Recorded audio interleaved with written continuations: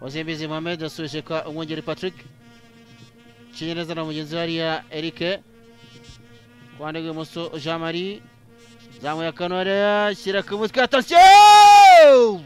Shyira ku mutwe! Goal!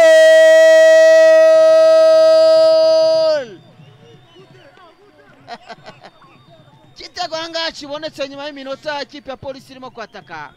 Umusore Ndayishimiye Antoine Dominique sinzi igitego cyiza cyariya. Urebye ariko hariya bagishakishije kuva hasi hejuru, urebye hasi hejuru Dominique ahita arunguruka mu izamu ndetse n'abafana baravuga ati awi. Romario nibyo nakubwiraga, ntabwo wa defanda ekipe ikuri hejuru ngo uyidefande iminota 45.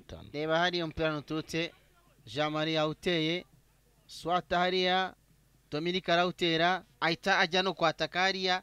Ikintu nakunze kiza nuko urana yateye ballon, umupira ugana kwa Songa arayikurikira hariya.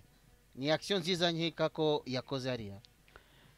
Nibyo nubwo wenda atari igitego kiryoshye cyane, ariko action uburyo yakoze appel agahita akurikira umupira nicyo umuntu avuga kiryoshye. Misege yagurutsa mpande n'amaso hano bavuga ati byibuze turabonye agatego. Kuri decoder Azam TV wasanga mashine arenga 140. Igurire decoder Azam TV hamwe na antene y'igisahani ku mafaranga 25,000 yonyine.